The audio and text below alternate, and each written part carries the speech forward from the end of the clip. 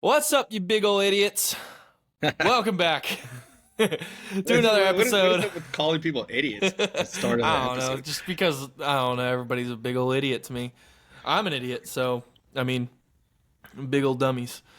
But welcome back, everyone. Past Our Prime, episode 8. I am your host, Julian Hoskins. Alongside me, the one and only Jordan Carrillo. Hey, how's it going, guys? I am mobile today on my laptop, so I'm probably going to be very laggy. Roll with the punches here. I can already see my video camera is having a hard time keeping up with me. So, roll the with birds the quality chirping. for the birds chirping. At least it's not raining anymore. You might hear That's true. a little bit of thunder in the background. But speaking of the thunder, I don't know Dun, dun. How the hell? how First the of hell all, did they pull it off? I mean, jeez. how did they come out with a win in this game? Jordan, they shot 3 for 16 from 3. Terrible. 18.8%. Terrible. They recorded. Send them to the G League, all of them. They record, bro. They recorded a to the grand total of 11 assists. Yeah, 11 that's- assists. That's awful. That's awful. I mean, just send them back to the G League, every single one of them. And they still won. Restart. So who are New we season. sending? Who are we sending back to the G League though? Because the Pacers we're sending- lost. We're sending Aaron Wiggins back to the G League. We're sending Mitchell back to the G League. Who else? J-Dub had an excellent game. I can't say. I mean, Some J-Dub and points. Shea. J-Dub and Shea, they had to really take it on the chin and just be like, okay, we're gonna drive because no one else on our team can shoot. No You one. have to. No one. Dort, yeah, like once he's a catch and shoot, right? But you send somebody out there on Dort every single time. It looked like to me, Dort got past the ball and somebody was in front of him. He didn't take those threes. He took one in the first quarter, and then after that, he was like already looking to kick back out. So there was shut down that. one possession in the fourth or in the first quarter, I believe, that they kicked it out to Dort, and it's usually a shot that he would take, right? Like he'll catch it, and then there's somebody like trying to close out on him. But Right. usually, Dort is not hesitant at all to shoot those threes. And then for some reason, he just decided to pass it up. And then I think they got like a shot clock violation or, had to, take a shot at the end of the clock, basically, that led to obviously a miss. And then Pacers transition, which talking Pacers transition, they started the game hot. Oh yeah. Hot. Oh yeah. I mean, my goodness. I think in the first 7:01, I think was the first timeout in the first quarter. They were The shooting Pacers were 6 7 for 8. 10. 7 Yeah, for 10 to start 7 the for game. 10. 4 for 5 from 3. It was, I had it written down right here. It was a Halliburton deep 3. It looked like it was from the logo. Neesmith corner 3, and then a Siakam 3. Miles Turner had 6 early points, and then Nembhard hit a corner 3, and then you call the timeout. It was wild. Then T.J. McConnell comes in, and then he gets like a standing ovation. He didn't get any inbound steals. He did didn't? get a standing ovation, but he didn't get any inbound steals. So, I mean, it looks like OKC wasn't spamming A like they were last game and raging because they couldn't get the ball inbounds. Until the very end, Alex Caruso got the, on the inbounds at the very end. Alex Caruso, I think it was maybe Halliburton that tipped it. And then Matherin got the ball, and then Jada took that scary fall off the foul. And we'll get to Nembhard here in a second. I'm sorry, Matherin here in a second, because I do want to talk about Matherin at the end of this game. But, yeah, just to say, the first quarter, the Pacers really, again, just set the tempo for this game. I thought the Thunder were cooked. I thought they were cooked. Yeah. It seemed like there was no stopping this Pacers offense from, like, you can't even slow them down. I mean, it's the ball movement. I wrote this down, I think, maybe in the third quarter whenever they started to take the lead.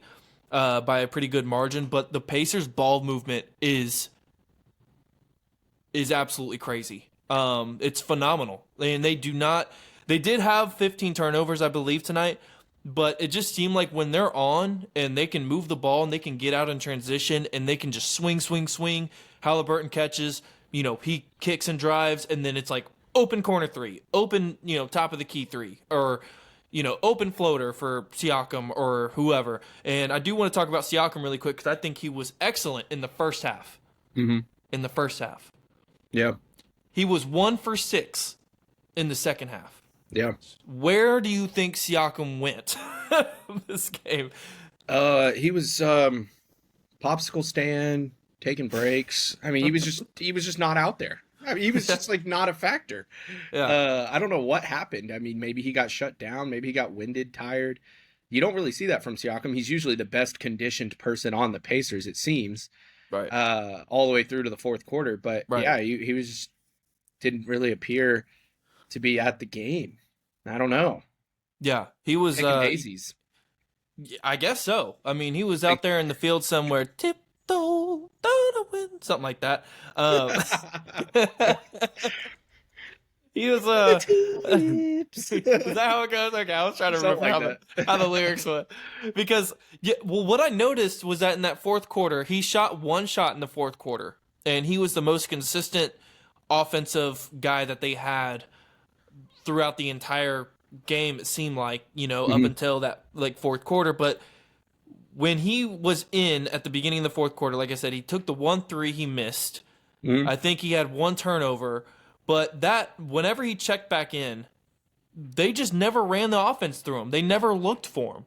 Yep. It was Halliburton, high pick and rolls, high ball screens, trying to get downhill, step back threes, which I think Halliburton airballed a 3 at the very end. Yeah. Miles Turner airballed a step back 3. And it just looked like really ugly offense. So do you think the Oklahoma City Thunder stole this one, or do you think the Pacers might have just fumbled it? The Pacers fumbled it, in my opinion. The Oklahoma City Thunder, I mean, they were non-existent behind the 3. So you know what they're going to do. They're going to drive into the paint.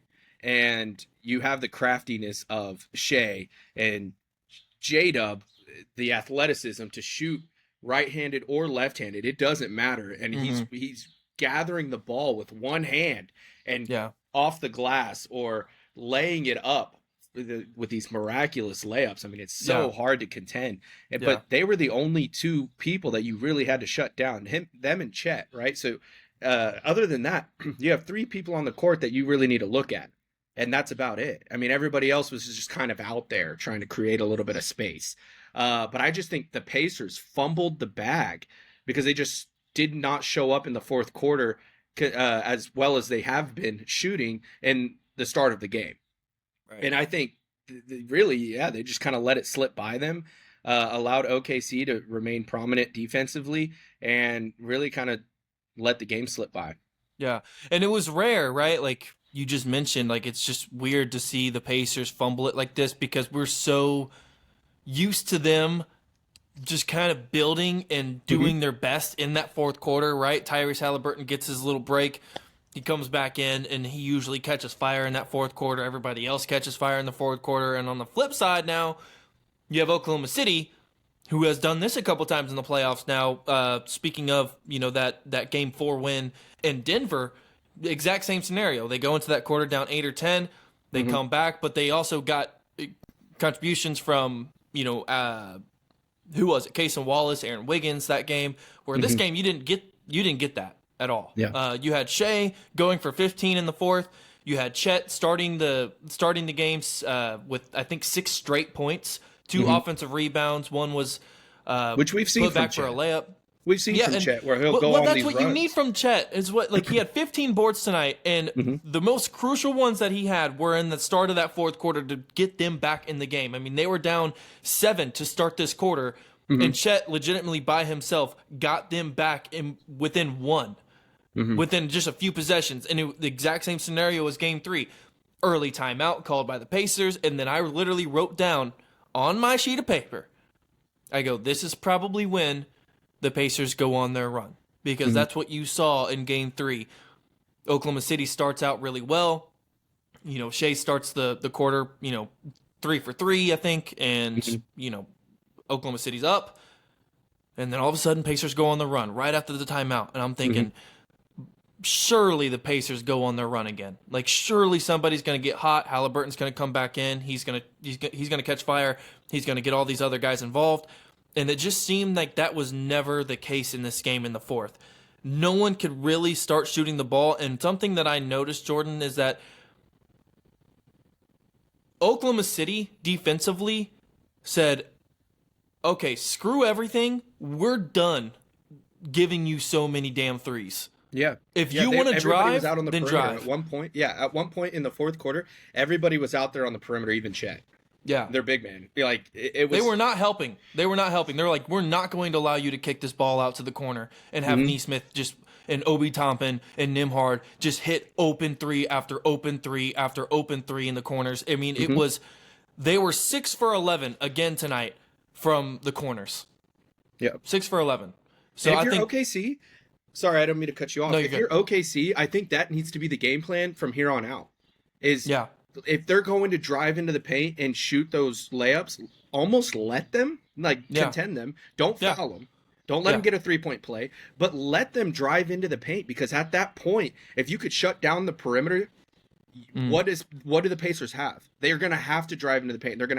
But they're not going to be able to score those threes as consistently as they have been to create this gap and create this lead where it just, and especially with the home crowd advantage, when you hit those open threes after open threes, you get that momentum and you get that fire and everybody's excited and the whole stadium is erupted. It's not as exciting to see somebody drive into the paint and hit a three. And if you just don't foul them, let them hit those twos, I trust that your defense will be able to create enough turnovers to end up winning the game, and you'll have a consistent game from Shea, where it wasn't like last game where he scored 20 plus. He actually got up to that 34, 35. How many did Shea? Yeah, 35 tonight. He 35, scored 15 in the fourth quarter. He was at 20. He was at 20 to start the quarter. He scored 15 to get up to 35. And that's if you're OKC, that's what you need to do is shut down the perimeter. Force them to drive into the paint. And that's also going to get them winded. So they don't have as much rest in between plays, when they do these kickouts and you have more people that can just kind of sit behind the arc and wait for the ball to come to them. They have to start getting more movement. They have to start getting winded and tired. And I want to say that maybe Pascal got a little winded. I don't know. But I want to talk about the rest time with Mark pulling Shea. And Shea actually had 3 minutes less in the first half than he has been consistently over this series. They pulled him to reserve him a little bit more. And even in the third quarter, they pulled him as well to get him more rest for that fourth quarter. And I think that was a big decision that and change that you had to make. And talk about a risky decision too. You're taking out your star facilitator and limiting their minutes so they can have more rest, where it's going to be more reliant on J-Dub to control the pace of the game. And I think that was a big decision made, and it paid off, and it did well for him. And so maybe that's what they're going to start doing from here on out, but you never know. Yeah, a lot of adjustments made from the Oklahoma City Thunder as far as the rotation minutes are concerned, because Shea comes out at the 4:30 mark in the first quarter, which if you don't watch Oklahoma City Thunder or you're just now tuning in, Shea Gilders Alexander usually plays the entire first quarter. He goes and sits the second quarter, the start of the second quarter. That's when you have the lineup with J-Dub pretty much at the helm of it. You'll probably put Chet back in there. Maybe you have J-Dub and Hartenstein, right? And then you got your other guys, your other pieces, right? Isaiah Joe, Aaron Wiggins, some other guys come in, Casey Wallace. But yeah, Shea usually plays the whole first quarter, and then he'll sit out the start of the second quarter. He'll usually come back in within around the 8:30 to 7-minute mark. I mean, that was kind of like the regular season. And even in the playoffs, he was coming back around like the 8-minute mark, just get him a little bit more minutes, right? But I thought it was interesting because they check him out at 4:30. He checks back in at the end of the first quarter with 55 seconds left. And then I think he starts the second quarter and then sits again. And it was like they were trying a whole lot of different schemes. And on top of that, they ended up starting Hartenstein again. Yeah. This game. Hartenstein instead of started Case the and Wallace. game. Yes. Don't know. I didn't necessarily think the Case and Wallace starting minutes was the biggest like concern for them. But I feel as if I really like Cason Wallace coming off of the bench more than I like him starting, just because you like him to get the rest coming in with that second unit. That is what he's used to. That's what they've done all playoffs up until the finals. So I don't know why they changed it in the first place. Get it? Mark Daigneault likes to try a whole bunch of different stuff. I mean, they got the deep roster. We've mentioned all that before. But Yeah. I like Hartenstein starting because that is what they're used to. I like the double big lineup with Chet and Hartenstein in there. Gets them more rebounds.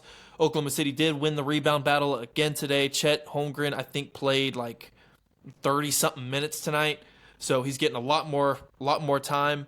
But there was a lot of stuff tried, and it just seemed, I mean, again, I can't say that it worked because their offensive pressure was non-existent. Yeah. Tonight, like, it was terrible. So I can't say it was good or bad. I actually think that the Hartenstein starting is not going to be the same for next game.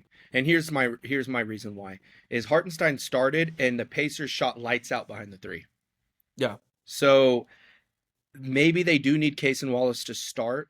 And I think that's what they're going to do next game is they're actually going to make that transition back to Cason Wallace starting because they need more of a faster lineup to ensure that in the beginning of the game, the Pacers don't start off shooting as the way they did because they were shooting lights out. And I don't know if it's because they had a slower rotation to the perimeter, but I just don't think that Hartenstein's going to start the game like he did this game to ensure that in the beginning of the first quarter, they don't get on that hot run like they did.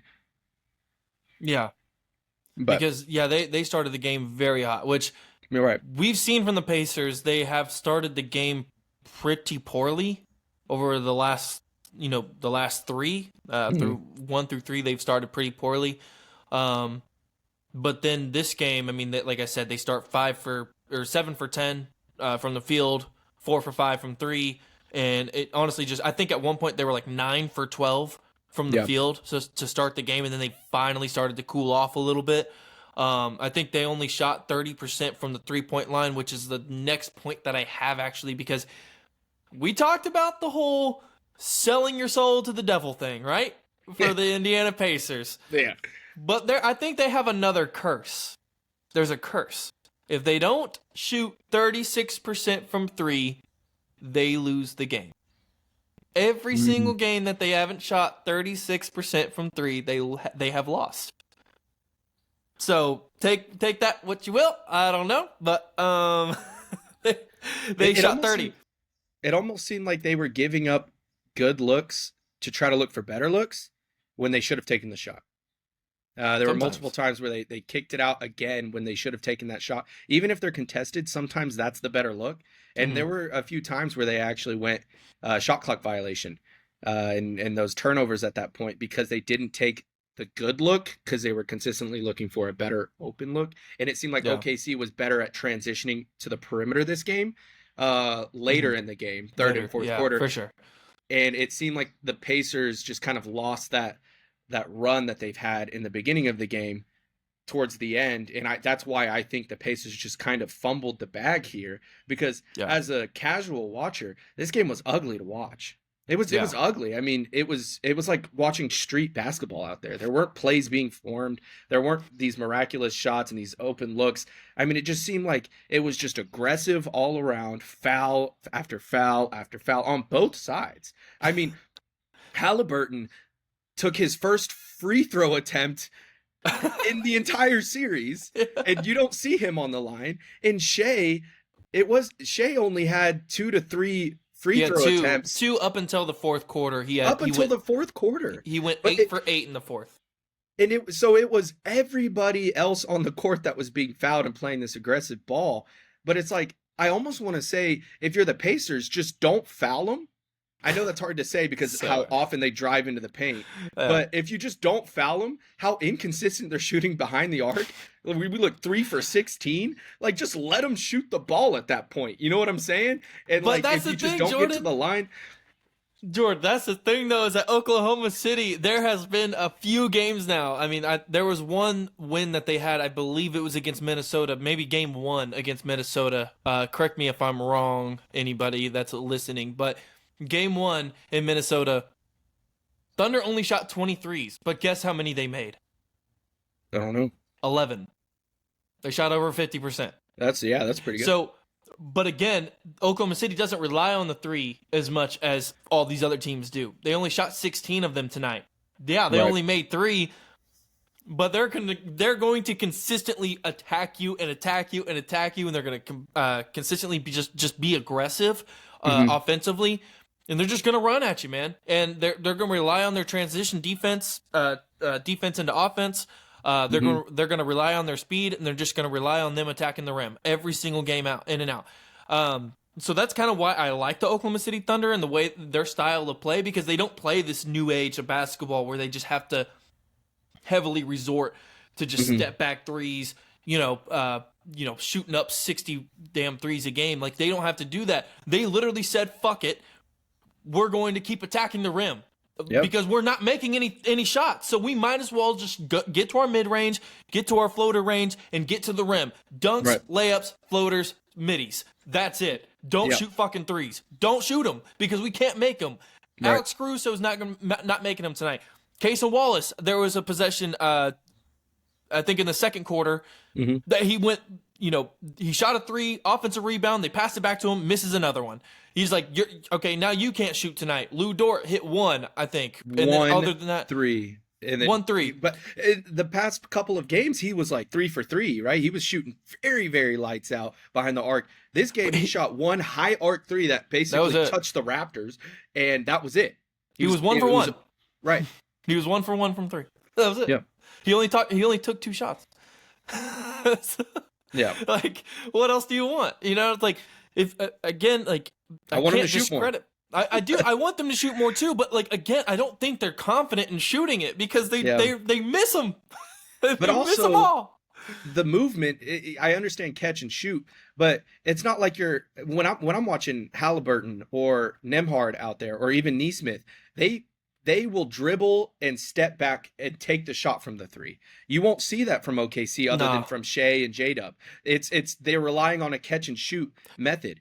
And it's like, that's not their bread and butter, but that's something that the Pacers do very, very well, is they will create space on the one-on-one and do the step back 3. And so it's so much harder to defend that versus kick it to you and you just have to be up on them, and they're not going to move the ball after that point. And you don't see the handling. And so for OKC, I mentioned this one point in the offseason, that's what you're working on. Right. You can't just be a catch and shoot. You have to be able to create. Once you get the ball, you have to create some kind of space out there. They need some sort of guy that can. I mean, even the catch and shoots, though, they need some sort of guy that's more than enough to just get them over the hump, to not just shoot 25% every single night, or in this case, 18.8%. We've seen this time and time again from the Oklahoma City Thunder where they just cannot shoot threes. They're open, too. Like, some of them are open. But J-Dub, going back to the step-back things, he did try one tonight, and guess what? It got swatted by Obi Toppin at the end of the shot clock. And it was crazy. I mean, that was a very athletic play. I'm going to give Obi Toppin a lot of credit, because it seemed like he jumped, regathered himself, the ball. and jumped again and blocked the shot. And I was like, on a step back, I'm like, come on, man. Like, that, I really did. I thought the Thunder were cooked. I mean, they just could not get a shot. I mean, I think they had maybe 3 or 4 shot clock violations tonight that were just terrible. I mean, again, some of the offense, and we talk about the ball movement and stuff, a lot of that happened because they weren't moving the ball, and they wouldn't start their offense until about 10 seconds left in the shot clock. And also because they're getting picked up from full court. So it's taking, like, J-Dub had a 8-second violation tonight. So it's like you're getting picked up full court. As soon as you get past half court, you're already at 16 seconds. Then you got to regroup yourself, wait for the pick to come. And by that time, it's around 12 seconds. By the time you're starting your movement, you're around 10 seconds. And you still have the ball in the same guy's hands from when you inbounded the ball. Yeah. That's 14 or 20 seconds off the shot clock. Then the same guy has the ball, and you're not passing it. So, and the Pacers full court press all game long. There were maybe Yeah. only a couple possessions where they actually were able to kind of breathe and drive up the court with just one Hmm. person on them. But it's two people, full court press all game long. That is exhausting. That is tiring. And hats off to the Pacers for doing that consistently Yeah. over and over and over again. And you see OKC do these full court presses, but not as often as the Pacers do. Right. And this Pacers team is so uber athletic and so well conditioned. I mean, that is so hard to Yeah. deal with a defense that is able to press you all 48 minutes of the game. Yeah. I would like to see Oklahoma City. There was a couple times too, and there was a specific play in the fourth where Shea, maybe it was in the third, but I can't remember. But Shea drives in, and there was Hartenstein driving. Maybe it was Chet, but he was driving, and one of the bigs cut backdoor on the baseline. Usually that's a lob every single time, right? Like they did this. They did such a good job in the Minnesota series about just catching those guys from the wings, driving back in. Either it was a lob or a dump off, right, to the big, and it's just an easy layup or an easy dunk for, a 7'1" Chet Holmgren or a 7-foot guy like Hartenstein. It's like, and even if you get the ball to one of those guys, they can play make out of that position, even if they're not comfortable. But there was a couple times, man, where Shea is driving, and this is how you can tell that he's so uncomfortable to try to give it to anybody else, because this guy is wide ass open, man. Like, he drives in, he's wide ass open.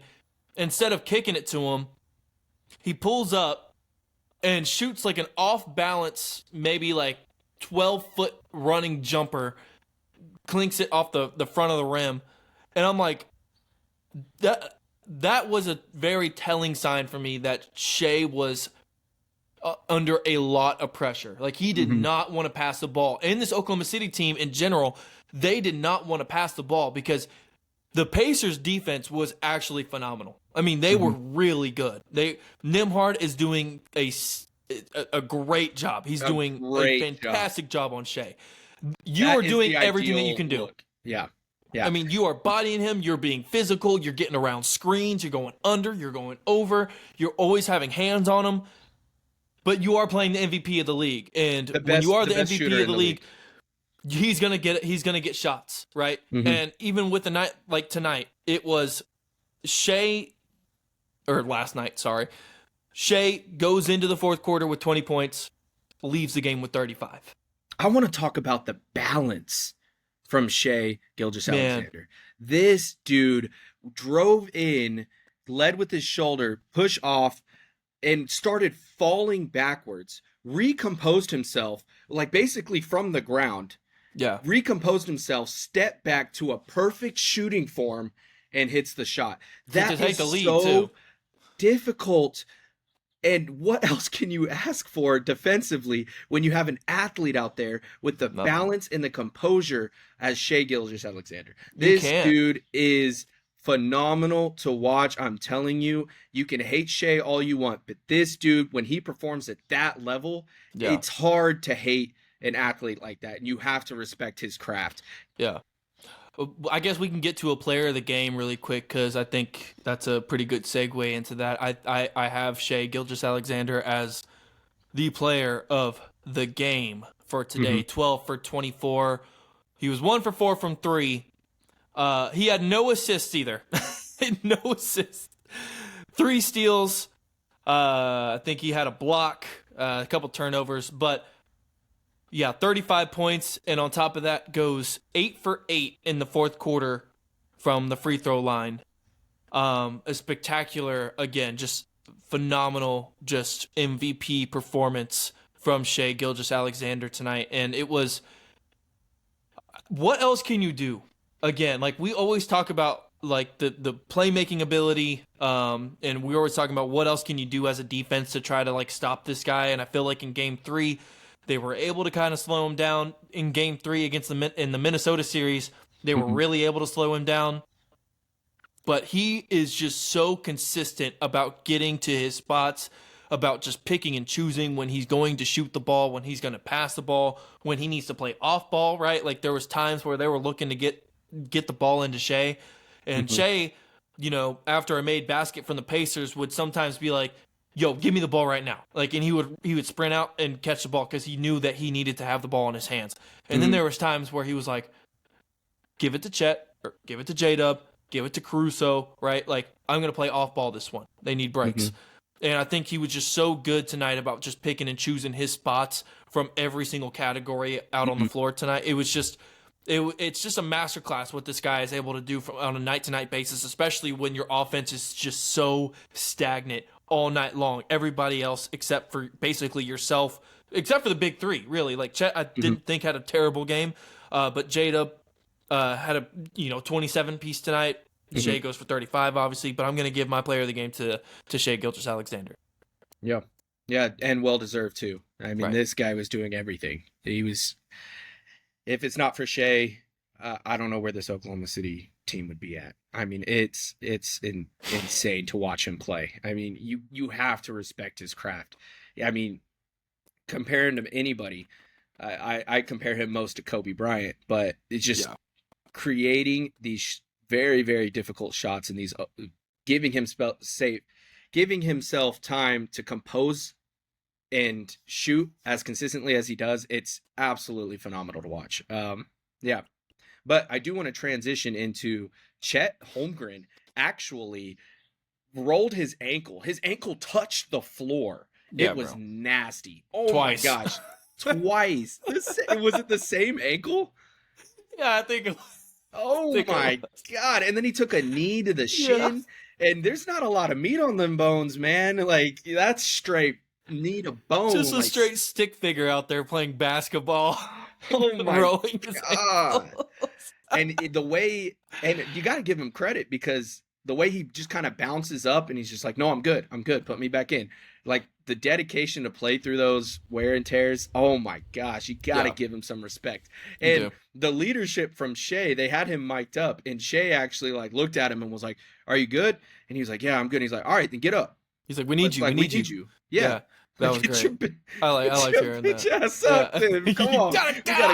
We got a game to win, man. He's like, seriously, if you are out, like, we lose. So get the fuck up. Yeah, get up, like, right now. Like, don't show any kind of weakness. And I love that, like, that leadership from Shea as well, to be like, are you good? Yeah. All right, then get up. Like, what are you doing on the ground? Stop sitting down. There was a big emphasis on that. Up then, and he's like, get up. Like, come on. One of the announcers mentioned that actually whenever... I'm waving my waving my pencil. Hey man, hey. Sorry. I didn't mean to be so aggressive, my bad. But there was a point tonight, I forget which announcer it was, but they mentioned the mentality of Oklahoma City because they got fouled a bunch. I mean, hard fouls too.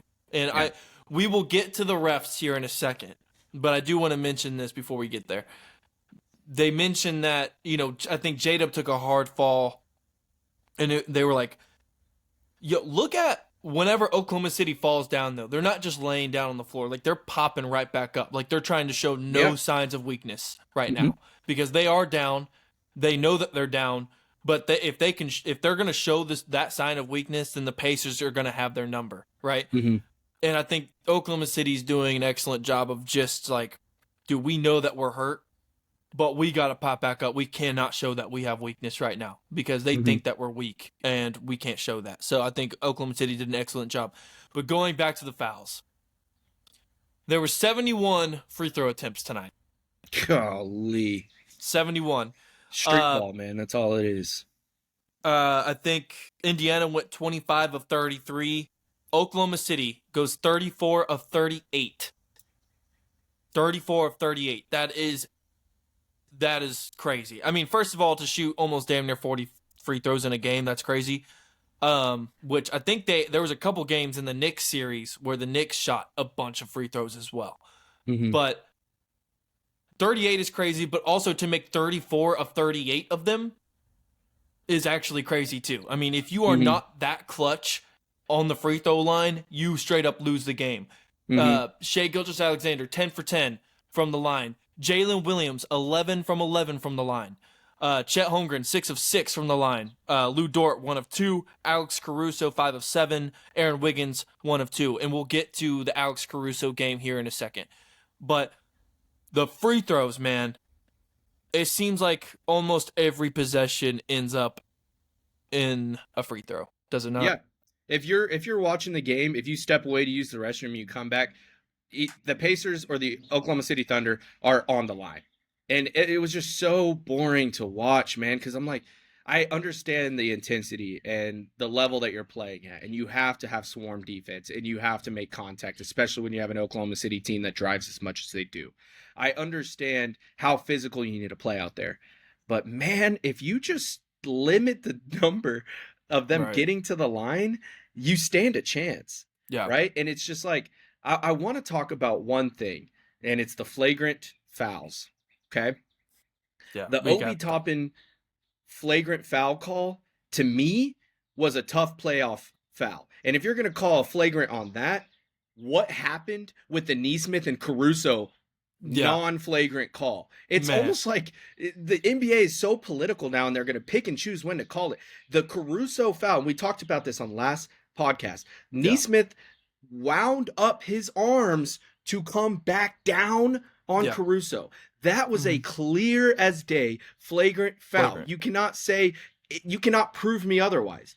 But the Obi Toppin foul in this game, he kind of led with his shoulder, but like it looked to me, there was no wind up. It looked to me like that was just a tough playoff foul. And then on the other end, right after that, you get Hartenstein coming up to him and being like kind of came up to him, maybe kind of made a little bit of contact, just kind of touched him and said, hey man, I don't know what he said there that pissed Obi Toppin off so much to push him and really initiate contact. But it looked to me like he was just kind of saying, hey man, like that's not cool. Like we're just playing ball out here. Like I understand trying to get him off his shot, but like you kind of led with your shoulder. It was kind of like you trucked him.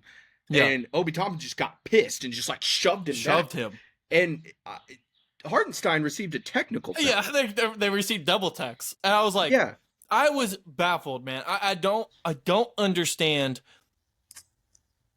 I guess I don't understand the rules and regulations of basketball anymore. Like, I just don't. Because here's the thing. If like what you said, if the game 3 foul on Nesmith was not a flagrant foul, then first of all, this one shouldn't have been a flagrant. Right. And then on top of that, why are we penalizing a guy for going up to another player and helping his team? I mean, he's, again, not being controversial, not saying anything outlandish, but just simply going up to another player and being like, yo, I'm protecting my dude, don't do that. Right? Yeah. What's wrong with that? Why are you receiving a technical if you're Isaiah Hartenstein? Why? I mean, someone please tell me. Because here's why. If you're dictating the game, right, the higher ups, and you call 2 fouls on the Pacers and no fouls on OKC, then that's bad. That's bad press. And I think the only reason why Hartenstein got a technical foul there was because they had to somewhat kind of keep it a little bit even. So if one's going to receive one, we got to kind of give one the other way for the viewers to watch. But that's just bull crap, dude. It is. It's bullshit. It's like, it is. Just call the right call. Isaiah Hartenstein didn't do anything wrong. So just call it the way that you see it. Right. Like Isaiah Hartenstein literally just put his hand like on his like belly button, was like, dude, I'm not effing around. Like, don't knock over my guy like that. This is about basketball, all right? Like, you don't have to truck him, because it did. Like, it wasn't like the worst I've ever seen in a foul, but I mean, it was a hard foul. Like, he did lower his shoulder a little bit, like it was. Foul. Yeah. And I didn't think it deserved a flagrant, but because of how the Nesmith foul was presented in game 3, and how that was called, like, if that's not a flagrant, then that one shouldn't have been a flagrant. Now, if the Nesmith one was a flagrant in game 3, then yeah, like, I could see them calling this one too, because he did lower his shoulder and he did hard foul him. He did. Right. But to call a tech on Hartenstein, I don't understand that. Because once again, it's like, what if something else happened in the game where Isaiah Hartenstein had to step in and be like, yo, we're not doing this again. And then he has to receive another technical foul, like a double tech, because something else happened later in the game? What's the standard? I don't know, because then you have Obi Toppin, who excessively just shoves him afterwards, like way more aggressively, like Yeah.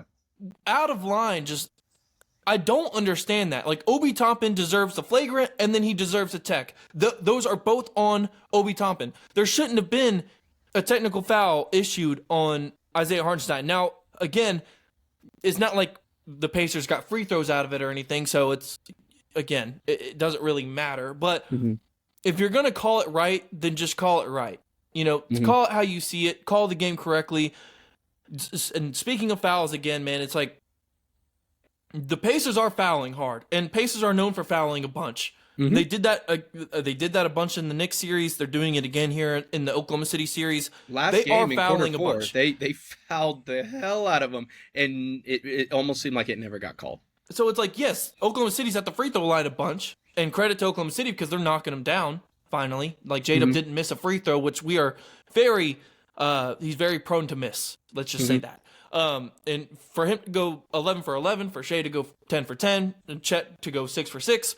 Like, those are very clutch free throws, so credit to them for that. But, yes, the Pacers are fouling. They are. Like, your whole, like, if you guys are able to hold Shea, then we're going to be able to hold Halliburton, right? That's kind of their mindset, and that's why you see both teams getting a bunch of free throws. But, again, Shea didn't have he didn't even have 3 free throws up until the fourth quarter. Right. And it's like, you know, everybody else is shooting free throws, right? Like you had Jalen Williams at the line several times this game. So I don't know, man. Like, yes, I don't love the game getting into. It's just like a free throw line contest, a foul shot contest. Like I don't like that. But again, it's like if you are gonna foul, then call the right play. Which I feel like. Again, like there was a lot of hard fouls from I think J-Dub got clothesline. Yeah. Lou Dort caught a flagrant when he kind of swatted and it came down on his head. I mean, that was a flagrant, but it almost like Dort did it back to him, right? Yeah, exactly. If you're gonna do that to us, we're gonna do it to you. Exactly. And so Lou Dort ended up catching a flagrant call on that. J-Dub got clothesline a couple times. We don't like the game getting to the free throw line a bunch of times, but again, I like how it's just being called, right? If it is a foul, then call the foul. If it's an obvious foul, then call the foul, which I feel like they did a pretty good job of tonight. Oklahoma City is going to attack you over and over and over again. They realized that they couldn't shoot the 3 early, so they just decided, we're just going to keep going. We're going to keep attacking the rim. And if they're going to block our shots, then by all means block our shots. But we're going to go up with aggression. We're going to go up with confidence. We're going to drive with confidence. And we're not going to pass the ball much, but we're going to dare you to stop us in the paint and stop us from the mid-range because that is our bread and butter. And it just seemed like the Pacers just couldn't do it, especially in that fourth quarter. They just could not stop fouling. They could not stop Shea from getting to the rim. They couldn't stop Shea from getting to the midi. Jalen Williams was able to get to the rim with ease tonight. And it just seems like if they just spread the floor pretty much 5 out, they're like, like you're not playing zone or anything. You're just going to play man, and you're basically just going to, not allow Shea to come off screens. You're not allowing him to run at all, really. So J-Dub was just like, hey, I'm just going to take this game into my hands, at certain points in this game, and was like, I'm just going to keep attacking. And if you're going to keep fouling me, I'm going to pop right back up, and I'm going to hit down my free throws. So I really like that from J-Dub. But the fouling is an issue. I do believe, but if you're going to call it right, then call it right, and I think they did that. So I do want to get back to the fourth quarter, though, because Matherin, I think, we talked about, the Pacers fumbling the game there in the fourth, but I think the reason that they've really fumbled the game was not just, like, the missed shots, but Matherin, Benedict Matherin, my goodness, man, just could not stop fouling. What do they call it? The away from the play fouls? Off-ball fouls. Yeah, the away from the play fouls is what they call it, I think. And he had 2 of those. He had 2 of those in the fourth. One was on an inbound. He was obviously holding Shea's arm. Shea goes to the free throw, knocks it down. Alex Caruso throws it in. I think before that, Benedict Matherin also missed 2 free throws in a row. So he misses 2 free throws. Oklahoma City goes to the other end. I think it maybe goes out of bounds or something like that. Maybe another foul. I don't know. Mm-hmm.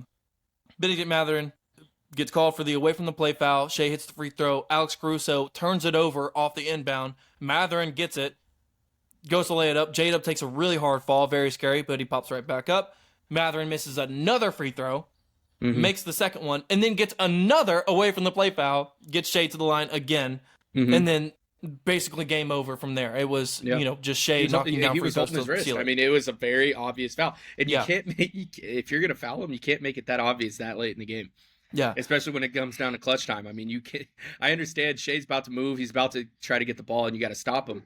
But if you get juked, and you got to stay with him, you can't grab a wrist or an arm and be like, get back here. That's an obvious foul. They're watching Shea. They're watching Caruso, the people that are going to try to take, Case and Wallace. They're trying to watch those players to ensure that there's nothing too obvious about it. Because, again, if you don't call something that obvious and they inbound it and then it's a turnover, right, then you get OKC fans that are erupting. And it's all about the viewership. And so you can't make it that obvious. And the second one, the dude just straight up trucked him. It was like obvious as day. I don't know if he got pushed into Shea or something, but it was like I was watching it. I was like, "Oh!" Like Shea just gets absolutely balled. I was like, "Oh!" Like that's a foul. So if we talked about the player of the game, I think the stinker of the game might have been Matherin at the very end. Had a hot game last game though. It was like put up 27, shooting lights out. Yeah, and then all of a sudden just. And he didn't necessarily do bad. Offensively, Matherin was 5 for 8 from the free throw line. He ended with 8 points, but he was 1 for 2 from the field, 1 for 2 from 3. Not the 27-point burst from Matherin this game, but again, like I talked about it last pod. This guy is not somebody that you really expect to just go crazy night to night, but he has the potential, like you saw in Game 3. But once it gets back down to his averages, again, like if Oklahoma City just somehow stopped Benedict Matherin from scoring in Game 3, Oklahoma City wins the game, right? And they're probably up 3-1. In this game, Benedict Matherin only goes for 8, and you don't get contributions from a lot of other players, and you end up with a win, and you end up with the fourth quarter that you had where nobody could hit shots. You get the defensive scheme where they're just not going to allow three-pointers anymore. The Indiana Pacers, from the 320 mark, that's when they hit 103 points. They did not have another field goal after the Halliburton layup at the 320 mark in the fourth quarter. They did not have another field goal. Neither did Pascal Siakam even touch the ball. Right. So I think that's, again, if your most consistent offensive player is not going to touch the ball in the most crucial times besides Halliburton, you're bound to lose the game. They should have picked out Pascal Siakam in those moments, right? I understand Halliburton is the most clutch player in this league right now. He's got that clutch bone, that clutch factor that every team wants on their team. Whenever it comes down to crunch time, that this guy's going to come through. Halliburton ends up airballing a 3, and I think after that, it should have just been, it's Halliburton, Siakam. Let's get these guys involved. Pascal Siakam's just sitting there in the corner, and all Chet Holmgren has to do is just basically sit there with him, because we are not going to allow threes at any point in this fourth quarter. After Obi Toppin in the third quarter, when they started taking the lead in the third quarter, Obi Toppin hit back-to-back threes. Now, I think it was after that point, they were like, we are not going to allow them to just keep driving and kicking out to open guys in the corner and open guys to the top of the key. We're just not going to allow it anymore. So after that moment, when they got up 7, the Thunder just changed up their scheme, but you still have to get your damn near best player involved. Don't you think, in the fourth? Yeah, definitely. Pascal Siakam has been excellent, and for him to only have 1 field goal in the fourth quarter is just kind of unacceptable, in my opinion. Yeah. Fumbled the bag. Fumbled the bag. Sure. So it's tied 2-2 going back into Oklahoma City. I want to say, I said this on a phone call with you. I want to say, I'm like, okay, OKC gets home, they win. Pacers go back, they win. It's gonna go OKC. It's gonna go to Game 7, but I can't say confidently that they're gonna go win this next game because they lost one at home, right? Yeah.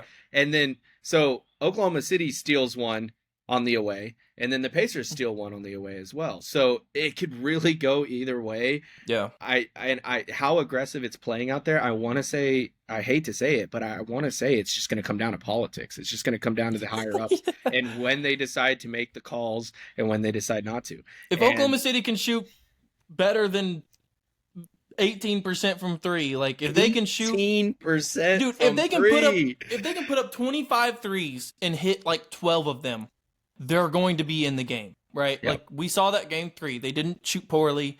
Game 1, game 2, like they haven't really shot that poorly from the 3-point line in this series up until now. And then the worst game that you have in the 3-point line, you still win. And I'm like, I just don't understand. And I don't, again, like we talk about schematics, like is Oklahoma City going to keep the Pacers from shooting threes? Like, are they just going to keep the floor spread out on the defensive end and just stand with these guys and just kind of allow the paint to just be open for some of these guys? Because the Pacers have proven that they can drive and still hit shots in the lane, right? They can finish at the rim. They're tough. They're physical. You know, you get guys like big guys like Siakam and Miles Turner. They didn't play Thomas Bryant for some reason tonight, but it's like you got all these big guys and guys that can finish around the rim. And for some reason, whenever Oklahoma City went to that scheme defensively, like they just decided not to drive as much for some reason. Like they were still looking for threes. It just kind of baffled me, like that that they were still playing that way. If you're the Pacers, you're going to let OKC shoot threes. And if you're OKC, you're going to not let the Pacers shoot threes. I mean, that's just what it comes down to. And then I just hope that this next game, it doesn't just come down to free throws. I mean, I hate watching a game where every time you look away and you come back, somebody is on the line. Yeah. I mean, I get it. You have to call the fouls when there's fouls, and there's fouls all the time. Every single play. Somebody is holding, somebody's trucking, somebody's swatting, somebody's kicking, somebody's grabbing nuts. I mean, at the end of the day. Grabbing nuts. Like, there was one of the commentators when Nemhard was on Shea, and they were like, man, usually you don't see people that close unless there's dinner and drinks involved. So, yeah. They are hugging each other out there. And like, oh my gosh. So, I mean, I get it. You're competing. They're two small market teams trying to get their first ring. Yeah. Well, I mean, Supersonics had a ring, but I don't really count that. They're trying to get their first ring, right? Yeah. And, you know, Caruso's already has one with, or not with OKC, but with LA, but he's on OKC now. And then you have Siakam, who has a ring as well with Toronto. So you got two kind of veterans that have been in that position before, but all these young guys on both sides of the ball. I mean, it's going to be exciting to watch. Speaking of Alex Caruso, do you think Alex Caruso is the most important piece to this Oklahoma City team? I think Shea's the most important piece. Besides Shea, do you think Alex Caruso is the most important piece to winning a championship this year? I want to, his leadership. I think in keeping his team composure, and because he's been there before, so his experience there, it's like, hey, I understand this is intense. I understand there's emotions involved. You got to keep a level head. I think he really does a great job at keeping his team composed. I don't want to say he's the most important factor, but he definitely plays a part. The reason I say that is the reason I ask that is because Alex Caruso plays 30 minutes tonight, scores another 20-point McNugget, 7 for 9 from the field, 20 points. This is his second 20-point game in the finals. Jordan, how many 20-point games did he have in the regular season? For the viewers watching, how many 20-point games did Alex Caruso have in the regular season? None. He had 0 20-point games in the regular season. He's gone for 2 in the NBA Finals. 5 steals as well. 5 steals, 3 rebounds, 1 block. He was a plus 14. I think that was one behind maybe Chet's. There was somebody that was a plus 15 on the Oklahoma City Thunder, but the Alex Caruso minutes are crucial Yeah. for this Oklahoma City squad. And it just seems like when everything seems to go wrong and nobody else can hit shots besides, J-Dub and Shea, Alex Caruso is there to answer the call every single time. Every time. He's out there hustling. He's out there playing lurking defense. under the rim. He's always lurking under the rim. Yeah. He had a couple offensive boards. I think no, not a couple. I think he might have had one or something. But again, just the aggression that this guy plays with, they severely need it because their bench is just not coming to play every single game. Like, you have one game from Aaron Wiggins in game 2. Cason Wallace has been damn near awful. Yeah. I mean, especially offensively. Defensively, he's been okay, I think. I think he could do better, and we've seen much better from Cason Wallace. But we talk about even in game 3, 2 of the inbounds pass that got stolen by McConnell were passes from Cason Wallace. Mm-hmm. And this guy, it just seems like at times Cason Wallace just doesn't, his head is just not in the game. And then I don't know if that's just because he's young and this is the biggest pressure game that he's ever been in, right? Like, for a lot of these guys, right? And nobody's ever been here before except for Alex Caruso and Siakam, right? So we talk, and I think Cason Wallace is 21, 22 years old, second year in the league, and we talk about his his defensive stance and importance on this Oklahoma City squad. But we've seen a lot of, offensive outbursts from Cason Wallace as well. Like, he's able to knock down open shots a lot of the times. And for some reason this series, he just cannot hit them. He's just awful offensively. And he's making bad passes. He's turning the ball over, and he's not really, there defensively. He's not really staying in front. But then you have a guy like Alex Caruso, who is basically his mentor at this point, that's coming in and showing these guys dude, why are we scared at the moment? If we attack with physicality and confidence, then this team is going to fall back on their heels. And I think that's why I asked the question if Alex Caruso is the most important piece to this Oklahoma City team, because when everything else fails, he answers the call every single time. Every time. And when he has an off game, the Pacers seem to take away. I mean, game 3, I think Alex didn't have that great of a game. Neither did game 1. Game 1, I think he was 2 for 7 or something like that. And again, didn't shoot as many threes tonight, but what else can you ask for from a guy that's 30, 31 years old and white and bald? What else can you ask from him? Going for 2 20-point piece McNuggets in the NBA Finals when he's hadn't even done that this season, right? Right. So I think if we had a co-MVP, it would probably be Alex Caruso, just because of his importance and his impact on the floor when everybody else goes out, like the Shea minutes when he's out, when J-Dub goes out, right? Alex Caruso is able to fill in those spots and give you the offensive production as well. We talk about him as a defensive player, but his offensive production has been significant for this team in the finals so far. Right. So for predictions for next game, I think we just kind of mentioned that, but predictions for me, man, I don't know either. I don't know. I there's no predicting this series. I think, to start the series, you had OKC in 4. I had them in 5. Obviously, that's not happening anymore. Then you had OKC in 6, which is still alive. To me, I think there was points in this game where I was like, the Pacers are just all out the better team. They're just the better team, and they still lost the game. I think the first 2 games, I still felt like Oklahoma City was by far and large the better team. And from game 3 to now, I feel like the Pacers have the advantage. But now Oklahoma City's, back to home court advantage. They have game 5 at home. They have game 7 at home if they need to take it there. But their offensive inconsistencies are just too much for me to pass over right now. And what they've shown through the playoffs, they just cannot shoot the ball on a consistent basis. So I don't know. The Pacers are showing that they're the better team, but I think Oklahoma City is the better team. this is just the worst series in the playoffs they've had. I mean, agree. they shut out Memphis, right? They Mhm. competed very, very well against the Denver Nuggets and won Game 7. They basically shut out Minnesota, Yeah. I think, right? They won by such large margins.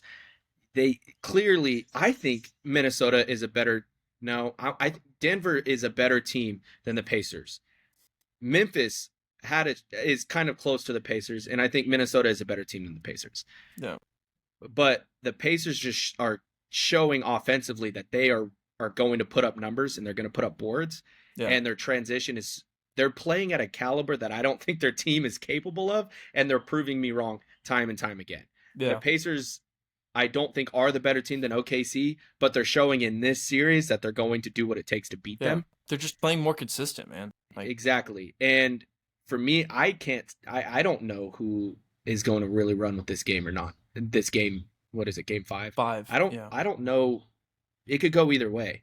I want to say, if you're OKC, you just need to settle in. You need to hit your shots, and you need to shoot the three. You're going to have – I understand how tough the NBA Finals playing away is. So and they should have won Game 1. They just stopped playing in the fourth quarter. Right? They won Game 2. The home court advantage at OKC is huge. So I want to say OKC is going to take this next game, and I want to say it's going to go back to Indiana, and Indiana's going to take that game, and I think it's going to come down to Game 7 if who's going to want it more. I think it really is going to come. Yeah, I think I agree with you 100%, man. I think it's going to come down to a Game 7. I agree. I think both teams take their games at home. Mm-hmm. I think the refs kind of favor both the home teams in both of these games, if I had to be completely honest. For the viewership, yep. And then I think Game 7 is just going to be an all-out brawl. Right. I would be very, very surprised if either one of these teams took both these games in the next two. Just, again, like Oklahoma City obviously have proven that they can shoot better at home, so I guess we'll see if they can do that again. They got 2 days of rest, so you can expect the Pacers to bring their best punch as well. Mm-hmm.